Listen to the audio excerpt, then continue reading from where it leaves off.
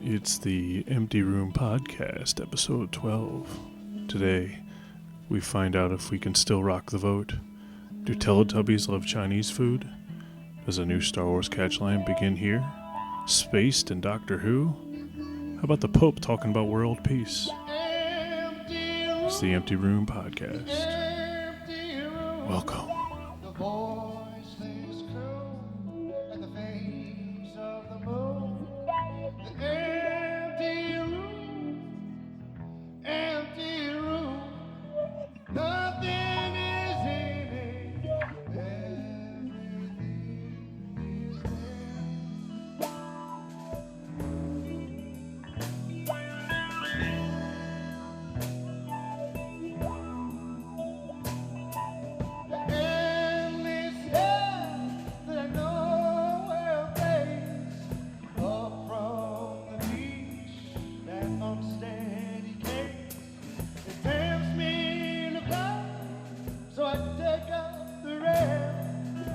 It's the Empty Room Podcast, back again, episode 12, and with me, after a brief hiatus, is Eric. Welcome, Eric.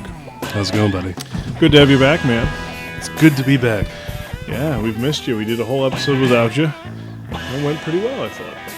Well, as well as it possibly could have. Right, I mean, obviously, the star was missing, right? So it's... Well, it's true, I am the star. But we are here again. It's another episode of the Empty Room Podcast. We are at episode 12, and we're going to go with the news, the entertainment, sports, and then finish with the Pope. We're doing a different route this time. Oh, we're going to finish with the Pope, eh? That's Pope. Right. We love the Pope. He's a good guy. He's a good guy. Let's start with the news.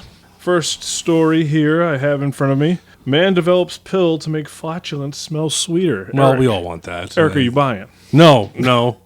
I want to make people suffer. He claims that he's a 65-year-old man who claims that he has figured out a way to make your flatulence and mine smell either like chocolate or roses. Well, that's against the natural order.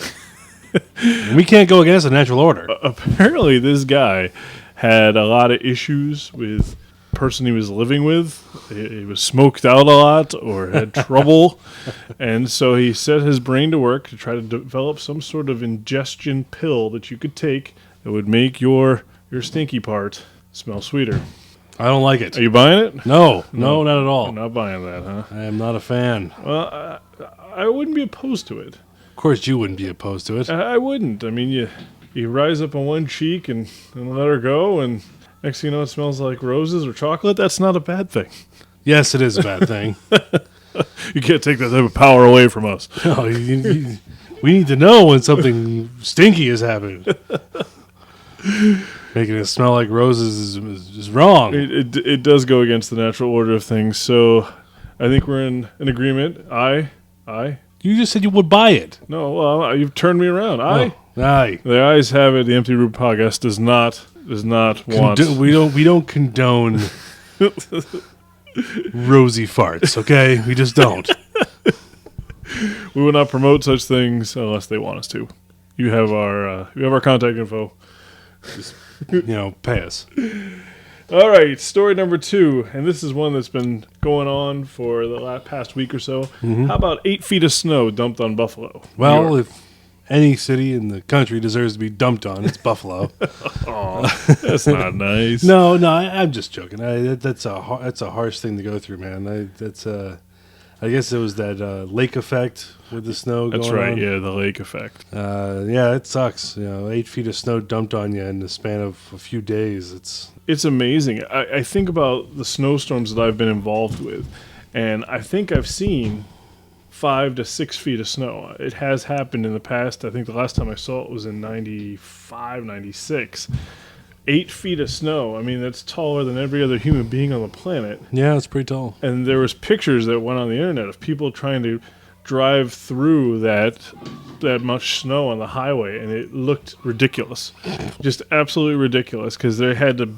I don't know how they did it, but there's just snowbanks that are 5 feet tall surrounding the highway. It's unbelievable. It's nuts. Absolutely nuts. And there have been some fatalities, unfortunately, to that. That does suck. It's true. But I mean, you gotta be prepared for when Mother Nature might do something like that. And in this case, that would you say the lake effect?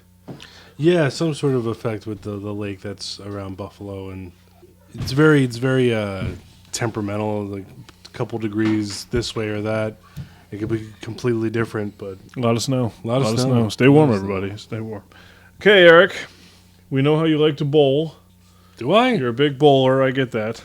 Now imagine when you're bowling that the guy who goes in the back there, makes sure the pin machine's working, gets caught in the machinery. How would you feel?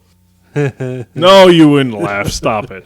You would feel terrible for that person. And unfortunately, we have a story here where a man gets trapped in the bowling alley machinery and he ceases to be. Now, what he was doing back there, I don't know. And the story didn't really say whether he worked there or not. But maybe he got his jollies and bowling equipment. Oh, jeez. He loved the pins. I hope not. And the balls. This story got me thinking, what's a good way to go and what's not a good way to go. That's not a good way to go. And I would think getting caught in the pin replacement machinery in the back of a bowling alley would be a place I would never want to go. It would probably be very painful, I would think. Probably. I would have to agree with that one there. So, jeez, man, tough story there. Not a bowling fan? No, I'm not a bowling fan. So I made all that up. He was not a bowling fan. No. That'd certainly be an interesting sight to see. The pin thing comes down and, it sets up a foot. And Come on. No, Eric, come on. We don't need to think like that. The poor guy passes away, and I'm sure it was really a terrible thing. So let's not go down that road of I didn't know him. Trying to envision what happened. It's kind of comical, actually. The ball rolls up and there's a hand in the... That's not good. Not good. I have a very sad story and two relatively funny stories left. What would you like? We're going to have a sad sandwich. So let's go with a funny, then a sad, then a funny. Okay. The first funny is during elections, you remember that whole Rock the Vote campaign where people like Susan Sarandon and other people would get on TV and be like, hey, you need to vote. You need to be a part of this process. Rock the vote. Rock the vote, man. Well, the data has come out, and none of those people voted in the last election. None of the rockers. Are we talking presidential or midterms? I'm not. Midterms. I'm sorry. Midterms. I did mean midterms. None of those people voted. So hypocritical bastards, the lot of them. So we don't rock the vote. We don't rock the vote. We symphonic the vote maybe, or rap the vote, or hip hop the vote, or. We kind of Milli Vanilli the vote. We say we're going to do it, but we don't actually do it. Oh, no, that might be a new thing, the Milli Vanilli the vote. So that's kind of, it is. It's extremely hypocritical. It feels like a lot of times in this world where there's a lot of hypocritical stuff. Do as I say, not as I do. In this case, the proof is there. They didn't go vote. So bastards. No rocking anymore. The sad story, and this one's a tough one, a suicide blast at an Afghan volleyball game kills 50, and that's not cool. I really think, and I think for a while now, that if that type of terrorism comes into professional sports, there's going to be a lot of people up in arms, because sporting events are really one of the few joys that people get to have, whether to play or to watch. So if you start targeting those situations for these types of horrific events, I mean, if that doesn't wake people up, I don't know what does. But I read this story and I was thinking to myself, man, you go to watch a volleyball game, or you go to watch any sort of game, you sit down and then some jackass blows himself up and you go with him. I don't like that. Yeah, that does kind of put a damper on sporting fairs. Because a sport is fun to watch and it's fun to participate in. Yeah, it is. And you would think that those types of things would be off limits, because those aren't military targets. Those aren't soldiers. It's just people having a good time and working out and having fun.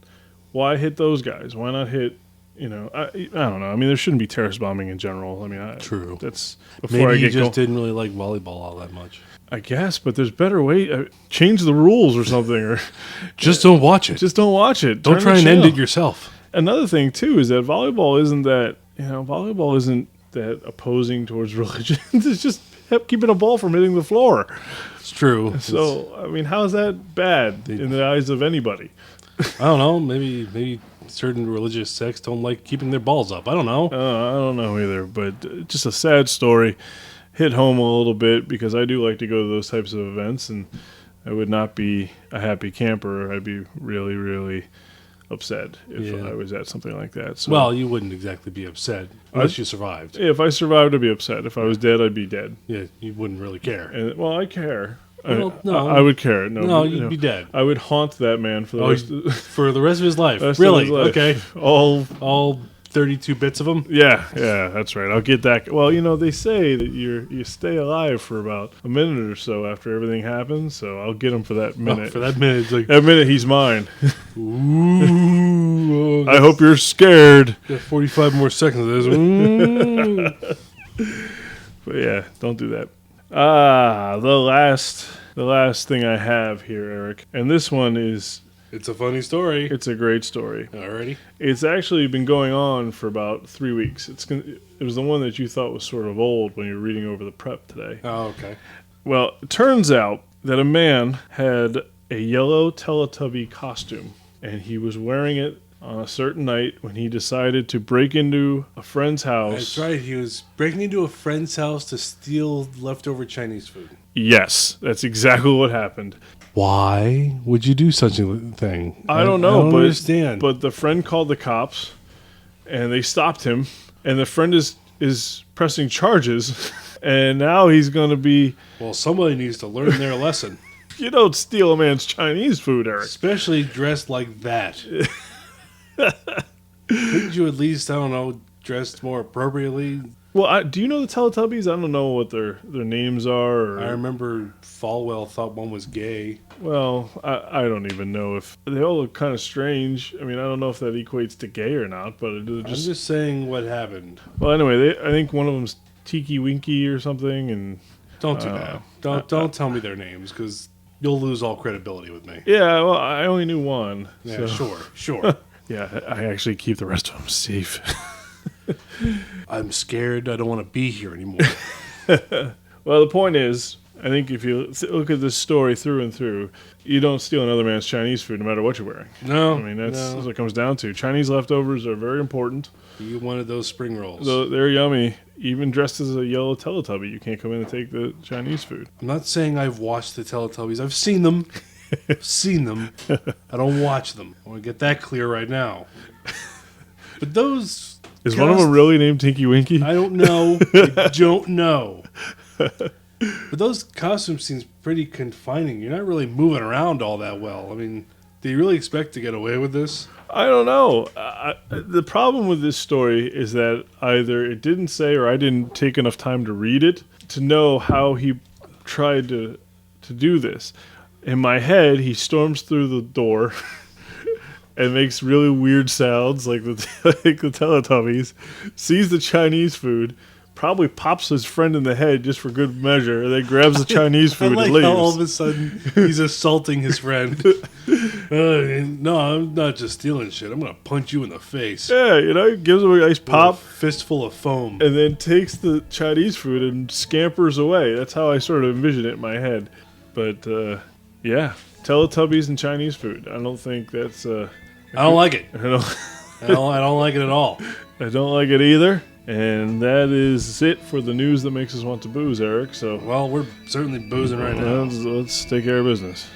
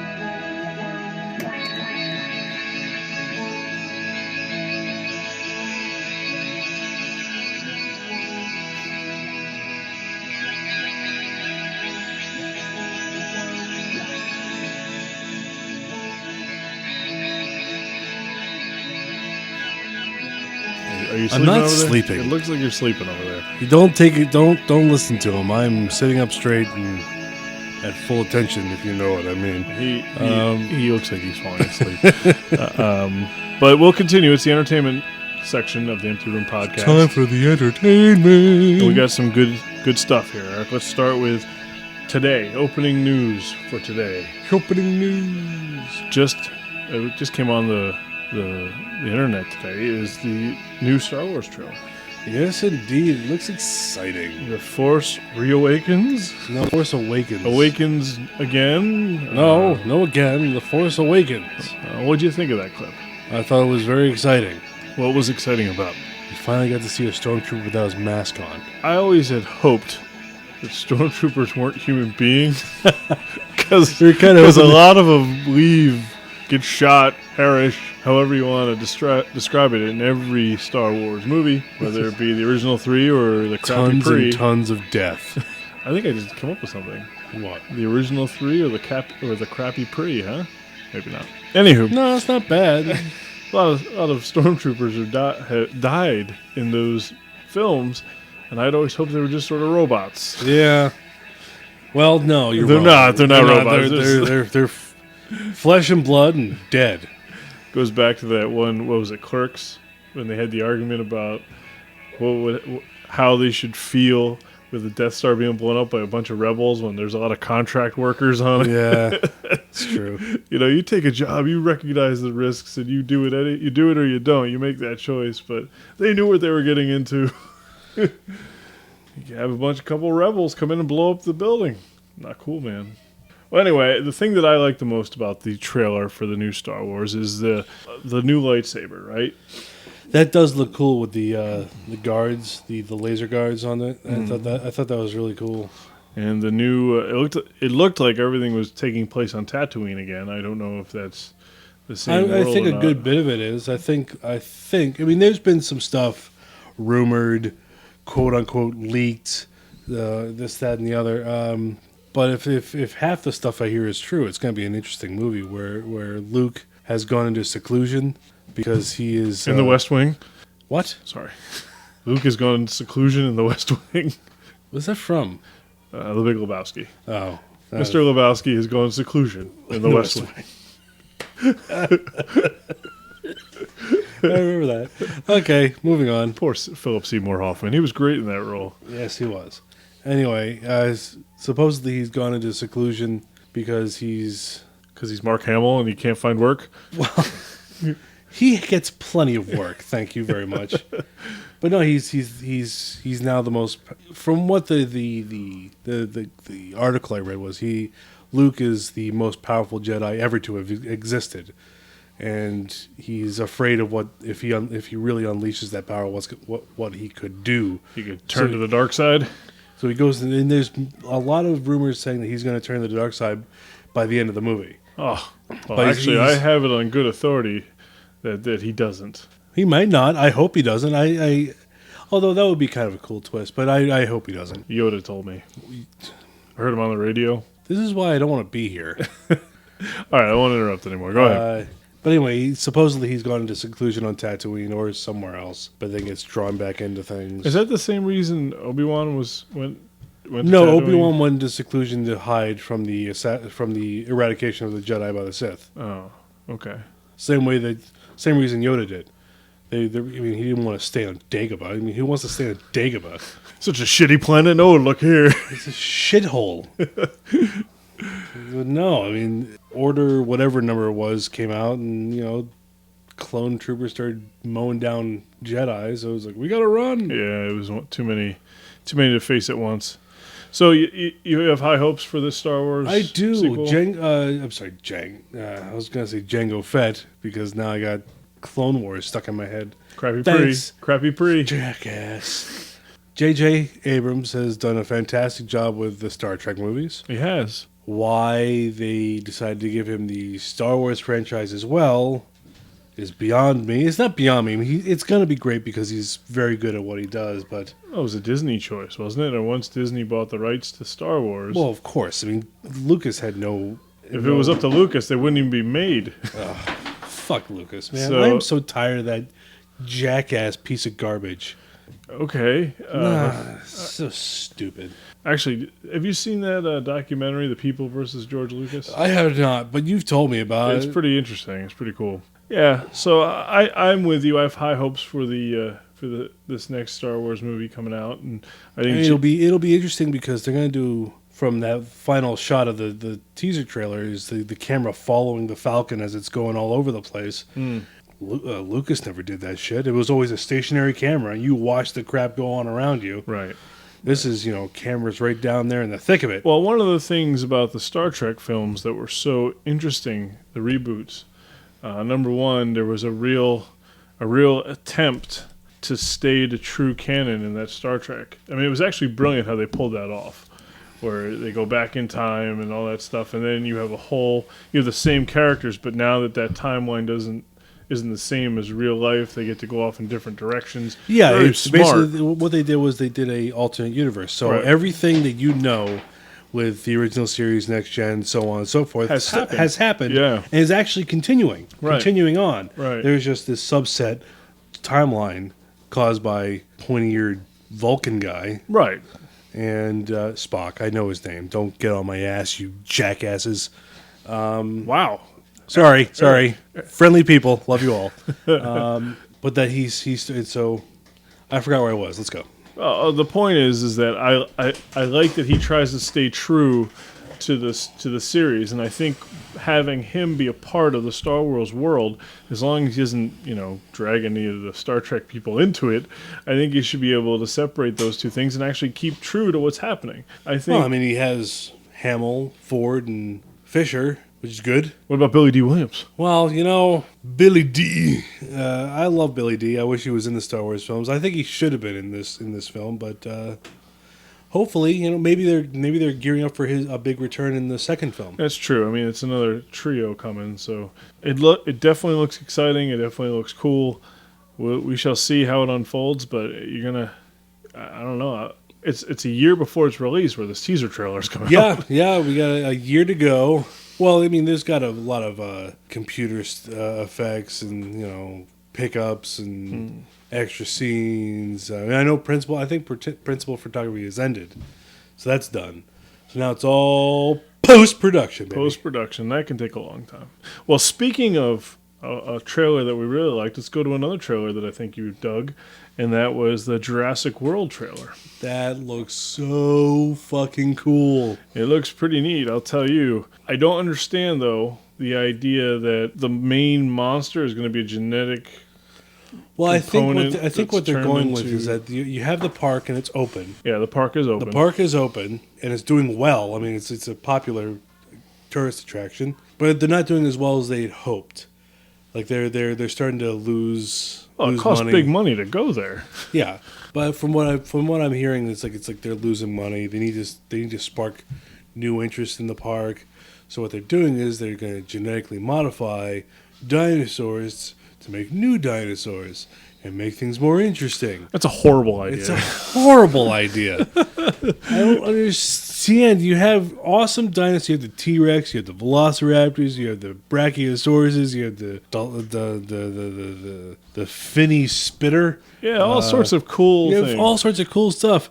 No, we're gonna merge shit and have it run amok. It's gonna be great. So like a woolly mammoth and a Tyrannosaurus Rex Well, combined. I think they're going back to a vision for the second film or the third film. I can't remember which it was, where they were going to actually have genetic amalgamations of dinosaurs and humans. And I've actually seen. Ew. I know. I've actually seen some concept art. It was a triceratops standing on two legs, Ugh. and it had the horn out of its nose and one horn, the other horn's broken off, and you know what, kind of looked cool, but it wouldn't have worked at all. Isn't that that's icky? Like Dr. Moreau. Yeah, it would basically be like a Dr. Moreau sort of Yeah, I mean that's not nastiness. yuckies. Well, just like I said in the prior one, I like this trailer too. I thought it was really neat. Looks really cool. I like the one that really got me was Chris Pratt on a motorcycle riding amongst a pack of velociraptors. Like they're working together. I was Yeah. like, that's weird. That's pretty cool. Do you think Goldblum will be back? No. I liked him. Well, so did I, but he's not coming back. Oh, well, it'd be nice for him to make a cameo or something, wouldn't it? I suppose. I always think those types of things are cool. Like, if you like the original, it's funny, you don't remember the female lead. You hardly remember the male lead in the first one. But you remember Jeff Goldblum. You remember the Chaos Theory. I disagree. I completely disagree with that. I love Sam Neill. Sam Neill's I think great, he's amazing. but Laura Dern sucks. Laura Dern. The reason I remember her is because she sucks so bad. Well, look, my point is, as much as we love Sam Neill, I sort of don't remember any of his parts. But I remember every single Goldblum part. All right, I can see that. So I remember a lot of Sam Neill stuff because I'm a huge Sam Neill fan, and I've watched Jurassic Park 70 times. Yeah, about that. So, for those of us who actually watched it twice, maybe 3 times, the thing we remember is the Chaos Theory. We remember him saying, "Go faster." Must go faster. That's one big pile of shit. So I hope he gets a cameo. I like those little cameos where they bring people back from the original. And hell, they're going to get tons of cameos in the Star Wars film. AKA, they're actually going to play lead roles. Yeah. Harrison and Fisher and Hamill, and is there anybody else that's coming back from that? Peter Mayhew is going to be back in right. He's going to be back in the Chewbacca costume. Anthony C-3PO? Yeah, the guy who played C-3PO is back. The guy who played R2-D2 is back. Yeah. So, that's just really neat. Maybe they put aside their differences and all that crap. Oh, who the hell cares? Yeah, who the hell cares? I don't care. Just get on the screen, make us laugh. Do your robot crap and shut up. Eric, I was a giant fan of the show Longmire. Okay. A big fan. All right. And I was crushed when I heard that A&E was canceling. Okay. I was not a happy camper. All right. So you would guess that I'd be happy now that Netflix is going to save Longmire. They're going to make new episodes. Are you not happy about it? I am ecstatic. Oh, well, okay then. Really? Then I would be right. You would be right. Longmire is one of the few shows that I watch. Yeah. That I really enjoy. Yeah. And the fact that Netflix, who is becoming a gigantic player in the television market, has decided to pick that up and is going to make their own episodes. Who's going to stop Netflix? I mean, there's no one like them in the field right now. Well, Amazon's trying to do it. HBO might try and do something. Hulu as well. Hulu's a big one. But yeah, those are the big 3. Amazon, Hulu, and far ahead of them, seemingly, is Netflix. Well, I remember, and I don't really watch these things, the Academy Awards and other awards, and when I think the big moment happened when House of Cards, which was Netflix's original series, the first one they let go, that and Orange is the New Black. Those are 2 series that Netflix actually puts out there on their own. When they started winning awards, that's when everyone woke up and said, hey, wait a minute, what are these guys doing? And it really is. They make great television. And it's not only is it great television, but it's also at your fingertips. You don't have to wait. You don't have to. You can watch them one at a time in sequential of when they come out, or you can not. You can wait till the end and binge watch the whole episode, all the episodes and seasons.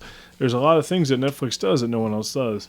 So they're taking on Longmire, which is fantastic. That makes me happy. But is Netflix the future? It's certainly looking like it. Like you said, they have Orange is the New Black, House of Cards. They also have that werewolf show. I don't know if that's still going, but the Hemlock Grove, I think it is. Yeah. It's still on.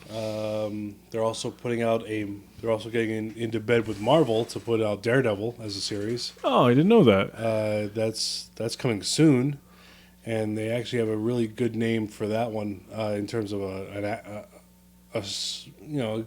relatively well-known actor, and it's. Hey, can I interrupt you for a second? Sure. Daredevil, doesn't he always get his ass kicked? I don't know. I never read those. I remember reading those when I was a kid, and it seemed that he'd always be like, all right, I can see you. And he'd be like, how can you see me? I have my senses. And then he'd try to do something, and then the evil guy would just beat the shit out of him. I mean, is that typically how a Daredevil... No, I don't remember. I never really got into Daredevil all that much. For the show, I don't know who they have to play Daredevil. But still, that's neat that they're pairing up with Marvel. I'm not done. I understand. Who'd they get? Oh, Vincent D'Onofrio is playing Kingpin. Oh, that's cool. Shaved his head and everything. Well, you have to do that if you're going to play Kingpin, now don't you? All right. So Netflix, the future of entertainment, yeah? Sure. Maybe. But I do like competition, so hopefully Amazon Prime comes in second and is able to provide as much content as What's the matter? You don't like Netflix. Hulu?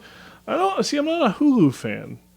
I'm just not. I tried it once and it didn't really do much for me. A lot of stuff you have to buy, and it's just I like the fact that Netflix, I get charged monthly and that's it. So that's just me. Eric, I know you very rarely read the newspaper, but when you do, or when you go online and you find The Onion, you enjoy it a little bit, right? Yeah, I guess. I don't go looking for it. No, it's one of those things that when it happens, you're just like, oh, that's Yeah, clever. I mean, Oh, it's that's clever. fun. It's funny. It's whatever. Well, The Onion is for sale. They're looking to sell the whole product to the best buyer. And they had a little problem with that because no one believed they were for sale because they are The Onion. Yeah, The Onion, of course. So it was one of those, yeah, sure, The Onion's for sale. Oh, really? We mean it this And time. it was like, oh, no, we're really serious. So is there any value in having or working a title like The Onion where you're Fake news? where you're satiring everything? Yeah, I guess. I mean, Daily Show has been doing that for 20 years. Right, but The Daily Show relies on comedic talent to push whatever agenda they're going to do. Whereas The Onion, it's all clever writing. I mean, it's all just being smart with the topics of the day and the things that you're working on. So it's clever writing versus actual on-air talent. I don't know. It's just I find it interesting. Yeah, I find it kind of, just interesting. Why are they even selling? I'm sure no one's buying their newspaper, Eric. And no one's, you can go to the Onion website for free. You don't need to buy anything. So Then how can they sell it? Well, I don't know. No. Whatever. The point is, the Onion's up for sale, and we'll find out who buys it later on. Casey Kasem's body is still decaying in Norway. He's only a finger now. Ugh. There was a good discussion that I heard on Kevin and Bean 2 weeks ago where they talked about how Casey Kasem was brought to Norway after he passed because his daughter accused the ex-wife there, whatever, the one that's from to Norway. Oh, that's right. I heard about that. Of abuse, and she scurried him off to Norway so no one could take a look at the body to prove that there was abuse.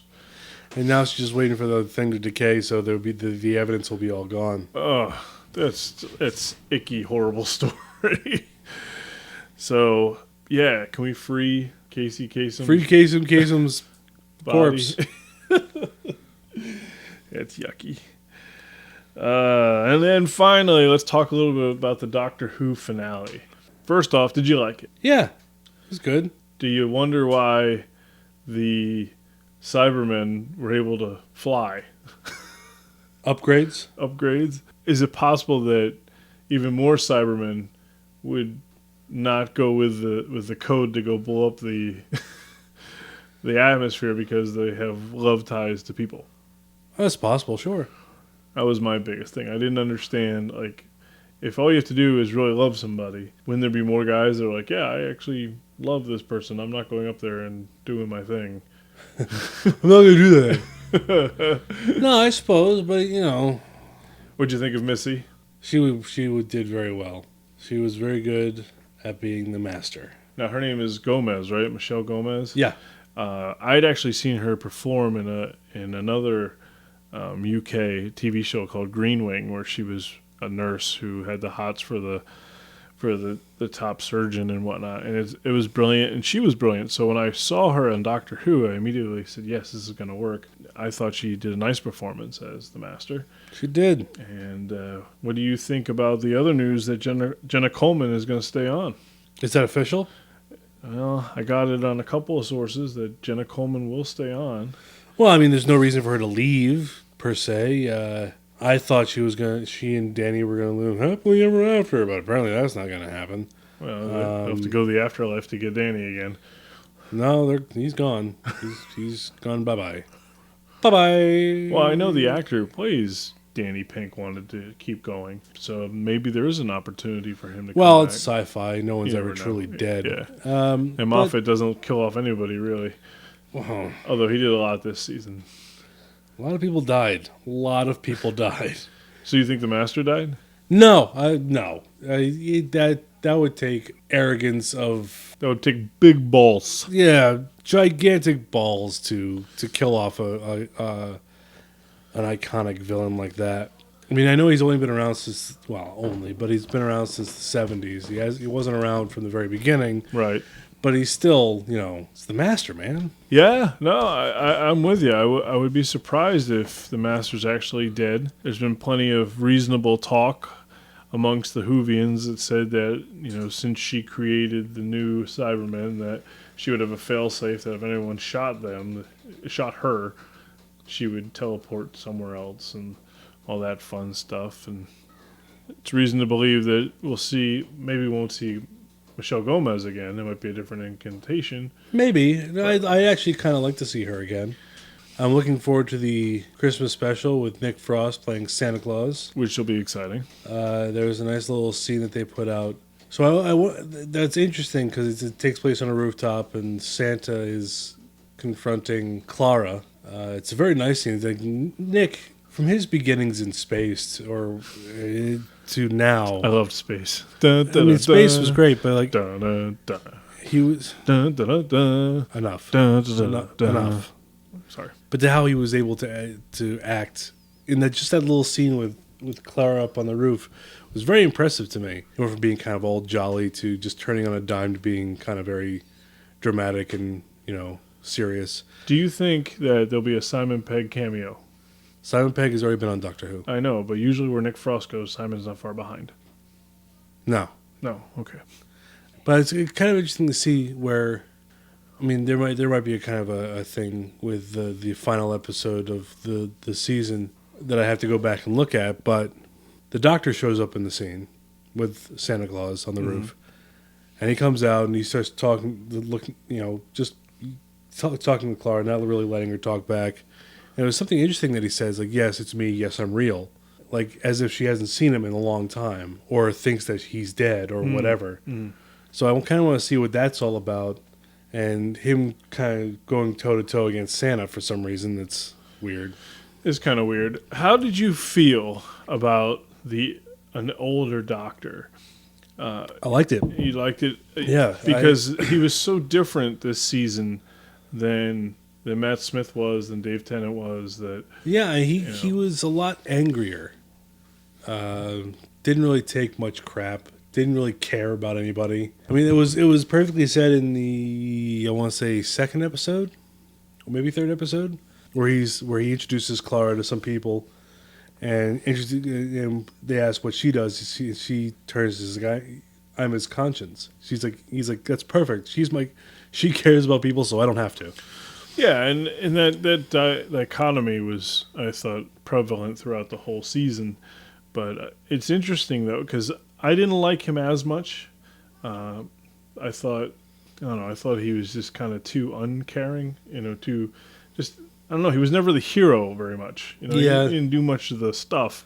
He was kind of always there, but really it was the whole season was Clara's story about how she's dealing with this guy while falling in love with another guy. And blah blah blah. Yeah, I mean, it was really. She was more the hero more than anything else. Yeah, I mean, it was really kind of a switch from, because you go to the end of the premiere, and he's like asking her if he's a good man, and he's like, he's lived for over 2,000 years, has made a lot of mistakes, and he should do something about that. To being a total dick the rest of the season.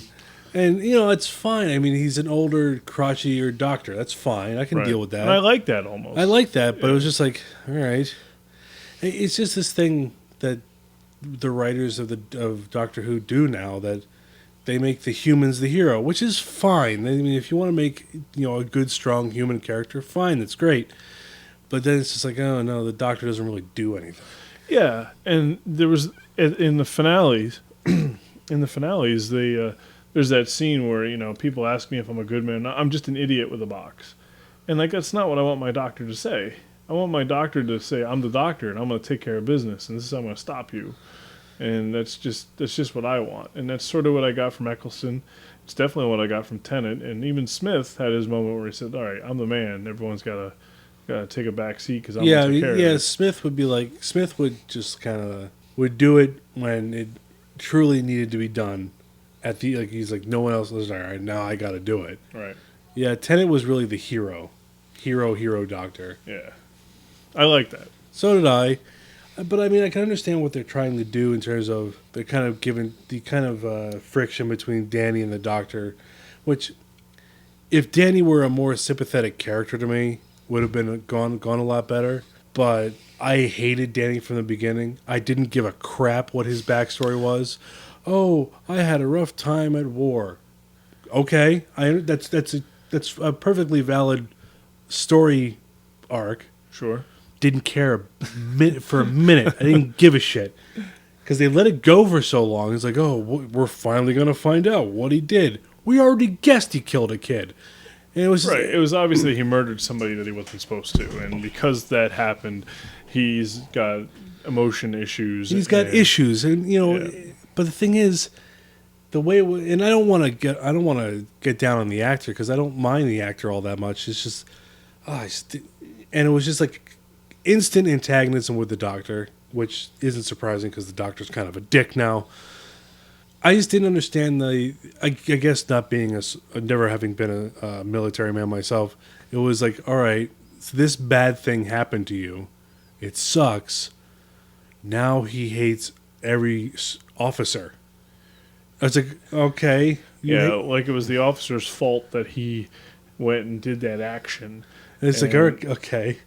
And now it's like, so that's going to be the friction between, because he's going to consider the Doctor an officer, just giving orders. And and then the Doctor had such a negative vibe towards soldiers, and they did that so that it would, there would be conflict between the two. But the Doctor in past incarnations has worked with soldiers all the time. Yeah, I didn't buy the fact that it was like, he didn't like soldiers because he thought they were beneath him. He thought he didn't like soldiers. I thought they were going to go with he didn't really like soldiers because he didn't want that kind of a violent element around him. See, I thought it's funny you say that because I thought it even differently. I thought that he didn't like the soldier to be with Clara. That was the whole point. No, because what for me it started with that episode where he's going inside the Dalek with a bunch of other soldiers. At the end of which, the original female soldier that he picks up wants to come with him, and he actually really likes her. It's just too bad she's a soldier, and so he leaves her behind. And it was just that it's the soldier element, the violent military element that he didn't want around. I agree, but at the same time, I think there's many more cases where he likes Clara to the point where he doesn't feel that a soldier is a good fit. Like that one, what was it, the third episode where she gets escorted by not Matt Smith. It looked like Matt Smith, but it wasn't Matt Smith. And, well, no, because he thought that was supposed to be. And he thought, that'd be a great person for you to, I'm glad you're in love. And you're like, wait a minute. No, not him. The other guy, the soldier. Oh, we don't like soldier. Well, no, he thought Danny was an idiot. He kept calling the PE teacher rather than the math teacher. Right. So, I don't know. There was a lot of things I really liked about the season and the season finale, but there's also just plenty of things to nitpick about and go, well, I wish it could have been better. Yeah, and to be honest, I like Peter Capaldi. I've liked him as an actor for a while now.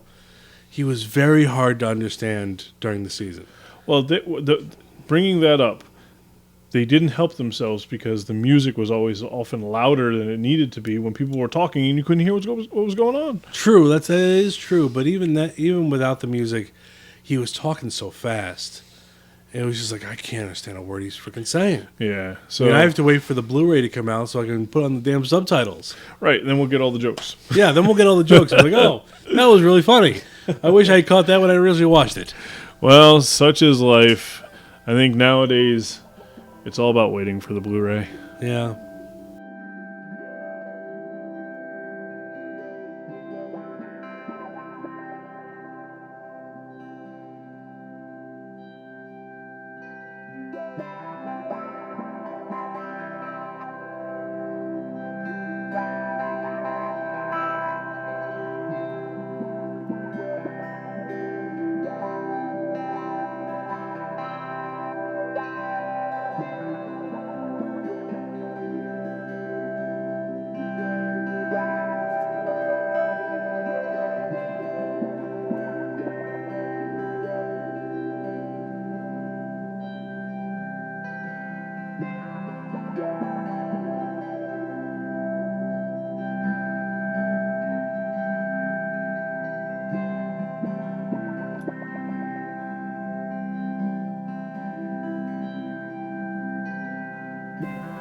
Okay, we're back for the sports department here. Eric, you with us? Yep. Okay, he is.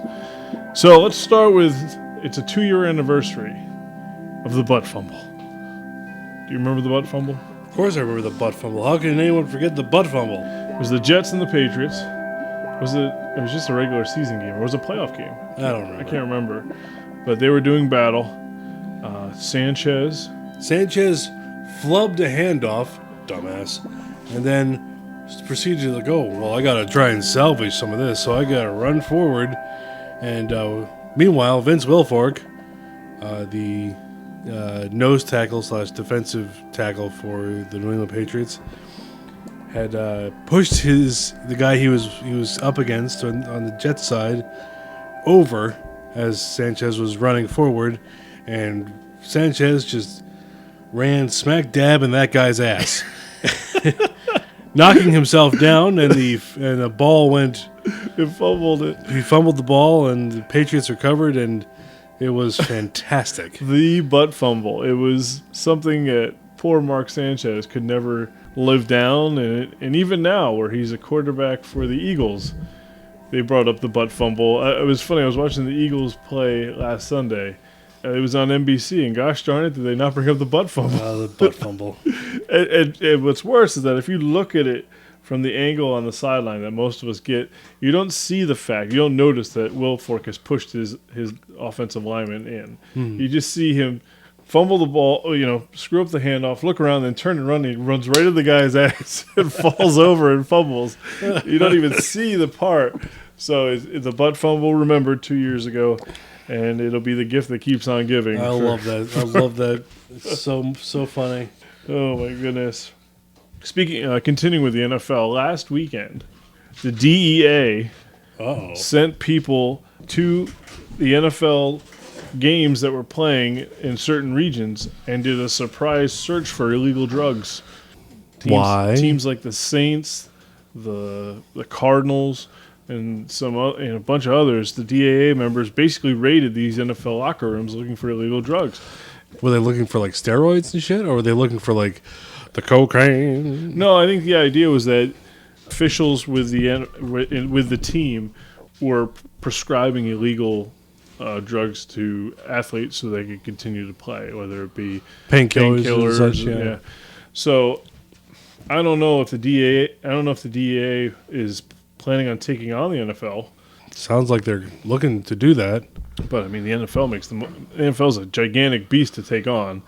They have a very difficult union for the players, which we'll get to that in a second. But it also makes a ton of money. It'll be interesting to see how this unfolds and if the government continues pressing for these illegal drug issues with the NFL. I was surprised that it happened. I was surprised at how many teams it affected. But at the end of the day, what happens if there's no NFL? No, there'll never be no NFL.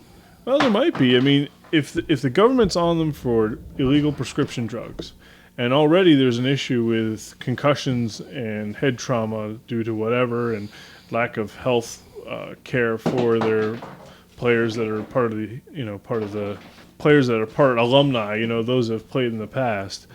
So there's a lot of things that look like maybe the NFL doesn't continue to go anymore. Yeah, I doubt it. I think they'll be hit with stiff fines if any of this stuff turns out to be true. But there's such a juggernaut right now and not much. There isn't much out there that could really do that kind of damage to the NFL. Yeah, and I think you're right. Like I don't see the NFL disappearing, but I do see that as this type of stuff chips away at the armor that they have, at some point the NFL won't be the NFL anymore. And already there's certain types of tackles they can't do anymore. There's certain maneuvers they can't do anymore. So I don't know. It's not your grandpa's NFL anymore, but it's also still the NFL. So you know what I'm trying to say. Yeah, I do. So okay, Eric, you and I have been video game players in the past. Yeah. What's the biggest TV you've ever played a video game on? Ooh. I don't know. Maybe 50-inch? No, probably a little less than that, probably like 48. 48. I've played on a 50-inch TV, and it's a lot of fun. Yeah. But the Washington Wizards have us beat. Okay. During an off day this past week, the Washington Wizards spent their day off playing FIFA, which is the soccer game, renowned soccer game, on the Verizon Center's Jumbotron. Well, you know. I think that puts our TVs to shame. Well, obviously. But shouldn't they have been practicing? Yeah, but it's an off day. No. Everyone needs an off No. day.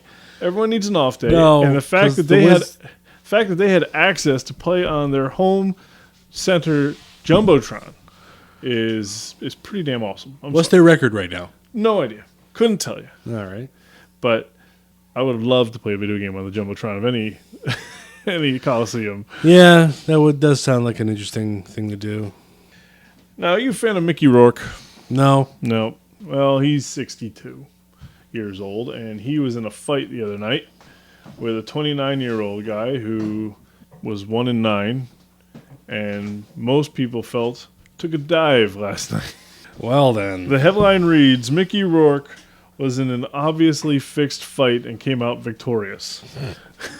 And I've seen the footage, and I'd have to agree with him. I think this guy was put in there and was told, look, Mickey gets to win, and he's going to hit you with a body shot, and you're going to crumble, and that's how it's going to work. They danced for a little bit. Mickey hardly guarded himself. He had his arms kind of low and just, and he got the W. Well, I hope he's proud of himself. Nothing that says pride and... See, I heard this whole thing was set up because he just was determined not to be in another Sly Stallone film. Like, just this was done. We're not going to do this again. He was only in one. He was only in one. The guy couldn't even come back for the second one. The guy's a loser. It's like, oh, no, I have too much professional pride to do a second Expendables movie, but I'm going to go fight an obviously fixed boxing match with some 29-year-old loser. In Russia, by the way. In Russia. He was in Yes, Russia. let's go to Russia because that's always fun. So, Mickey Rourke 1-0. Good job, Mickey. Since at 62, his comeback, he's 1-0. All right. Do you want to hear the Ray Rice thing now, or do you want to hear the UFC fighter? Oh, we got to go with the UFC guy. Come on. This is a great story. UFC fighter named Herberto Brown. I want to say that name again. Say that name again. Herberto Brown. One more time for me. Herberto Brown. I like that name. All right, Brown was in a fight and accidentally pooped his pants in the middle of the fight. He shat himself right in his tights.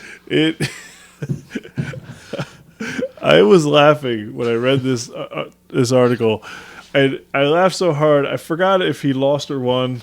Doesn't matter at this point. I don't know how the fight was. I don't know how he got out of there. I don't know if he did that awful dance that we all do with it. Oh, Clutching at the straining tights. Oh, man. I don't know. I don't know what happened, but this is fact. He did poop his pants in the middle of a fight. And it was stinky. And I don't know what the other guy did. I don't know if the other ran away. I don't know anything except for the headline because I can't remember because I laughed so hard about this situation. So, oh well. Ready, fight! Oh! Cheers to you, Herberto Brown. You have made at least us two very happy. Well done. Well done. Oh, yeah. All right, well, let's finish up with that NFL that we were talking about. I think we said the word NFL 17 times, and we're going to... Niffle? Niffle. Niffle. The Niffles. The Niffle, they have, as I said, they have a very, very tough union for the players. The players' union is pretty badass, and they showed it this week. Actually, they showed it today when Ray Rice... Champion of the world. Mr. Left Hook to his fiance in an elevator, Ray Rice, wins his appeal and can sign with anybody now. Oh, great. So I guess my question to you, Eric, is number one, where do you think he's going to go? And number two, does he have a future in boxing? Only in the women's boxing. Too easy? Too easy. Too easy. All right. Is a team going to pick him up? Yeah, that is going to happen. He's too good not to be picked up. Who do you think? Oh, probably the suckiest team out there. Probably the Raiders. The Raiders. The Raiders or who's another 0-10 team? Oh, no, every team has won a game now, Eric. Shut your face. No, I'm serious. Every team. I don't care. Has won a I was game making now. a point. Right. I was making a point of suckitude. Oh, all right. Well, everyone's won a game. Maybe the Tampa Bay Buccaneers. The Rams. But probably the Raiders, because the Raiders suck balls. Well, how about this? Do the Ravens bring him back? Do the Ravens sign him to a deal for 2 years, $8 million apiece? No, I don't think so. Although it wouldn't surprise me, because the Ravens suck too. But no, I would have to say the Ravens. No, not the Ravens. Sorry, I'm dumb. But the Raiders are gonna sign Ray Rice to a 13-year contract worth about $500 million. I don't think it's going to happen. However, I do think that the Raiders are the team to pick him up. And the other team that might be interested is, and this is kind of a weird thought, but the Packers might be interested because their running game isn't so good. They rely on Aaron Rodgers entirely. You bring in a guy who can run north-south and be a handful to bring down. You're adding a guy and he's going to be cheap. He'll do whatever you're asking for. So I mean that might be a way similar to the Blount signing for the Patriots. The Steelers cut him because Blount was being a jerk. He was kind of a dick. He walked out on the team and he was signed by the Patriots. Next thing you know, 2 touchdowns. Well, Jonas Gray was kind of... Jonas Gray overslept and was not allowed to play that day. Yes. You don't oversleep. Son. No. Not for Bill Belichick. You don't do that. For Bill, it doesn't matter who you are, you don't oversleep. Yeah. So, but Ray Rice, I could see him going to a contender just to be that little chip that gets him over the top, and the Packers might be the one to make that happen. In that case, I want the Patriots to sign him. Well, the Patriots already got Blount. I don't care. They already got 2. Don't care. They already got 2 Don't guys. care. Keep him away from everybody else. Bench him if you have to. I don't care. It's one of those. We're gonna grab this guy just so no one else does. Pretty much.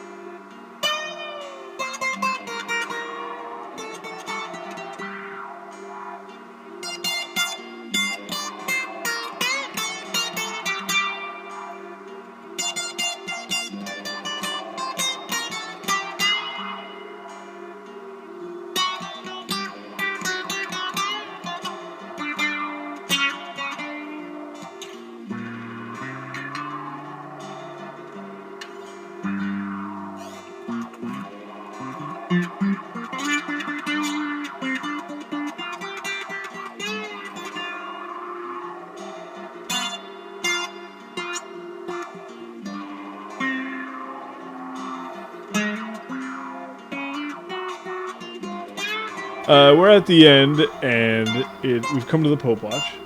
And Pope Watch. I think this is the first time in Empty Room podcast history that we've done the Pope Watch last. So let's make it a good one, eh? Okay. The Pope said a couple things that I think are worth noting. The first one is that man's greed will destroy the world. Duh. It's not like we didn't know that already. Well, I mean, you'd like to think that regardless of how much power and money you've accumulated, that you still wouldn't destroy the world to get more. You know, you would think that there'd be a common, hey, we got to keep the world going, let the earth keep rolling. It's never enough. So, I mean, the Pope obviously agrees with Eric here that it's never enough and that the world is in jeopardy by man's greed. I want to thank the Pope for bringing that to our... Thank you, Pope, for bringing that to our attention. For bringing that up, even though we already all knew it. Another thing the Pope said was that Europe looked aged. Saggy boobies? I don't know. I think what he was trying to reference, and again, who am I to say to bring out what the Pope means about such things, but if I had a voice, I would say that he's talking about the way Europe does their politics and does all their business. They're looking old and looking ancient, and they need to modernize themselves up a little bit.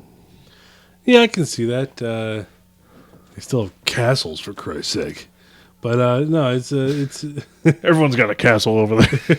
everyone's got a damn castle over there. I got my castle. You got your castle. I got my castle. Mine's got a moat. Well, the problem is that the European Union has all those countries locked together in sort of this union that has, a monetary system and has their, and what happens is if one goes down, then it starts to drag the others down too. When they run out of money, I think the prime example was a year ago, where Greece went bankrupt completely. And they're part of the European Union, so the Union had to try to bail Greece out. But once they did that, everything else started falling apart for other countries, and next thing you know, everyone's going down the hill together. So, I don't know, maybe the Pope sees that as a problem and says, look, we got to modernize up, get rid of the Union, start doing things the right way. What's the right way? Who knows? Maybe the Pope knows. Maybe he just hasn't told us yet. Well, but I don't know. I'm just saying. On that. The problem is you can't... I think the main problem is that you can't link all those countries together through one economic force. Because if one goes down, they all go down. I think they have to become separate entities and do it that way. Like they were before. Yeah.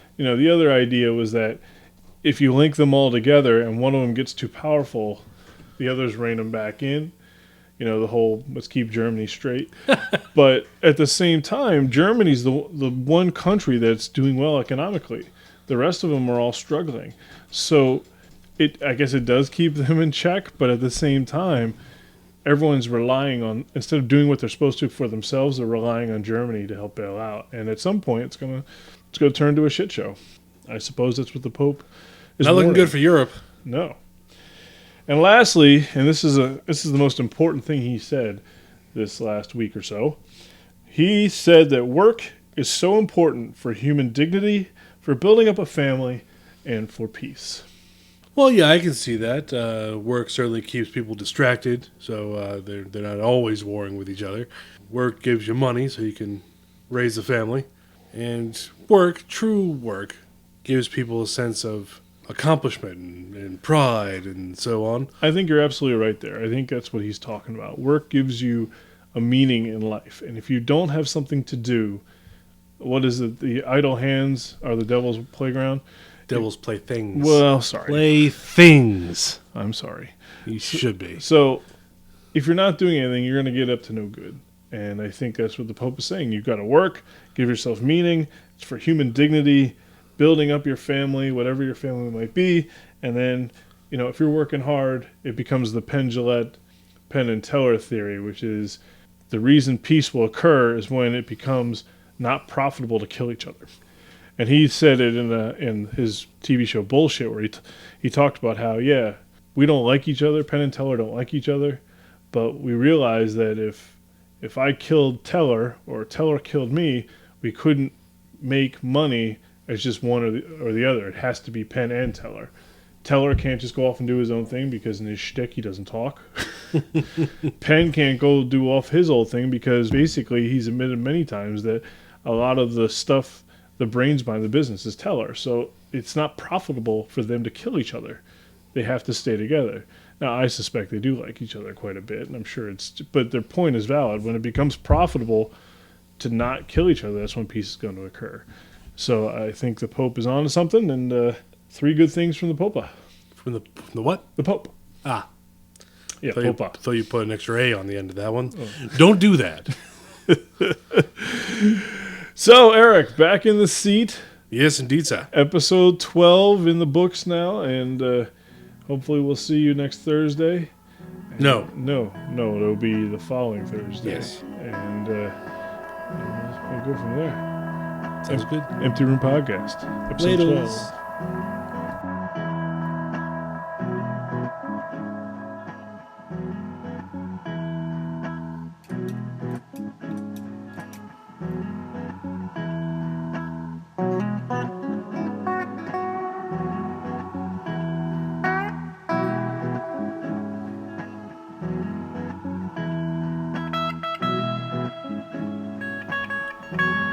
Empty Room Podcast, episode 12. Come check us out on Facebook, on Twitter, and our YouTube page. Music by High Congress.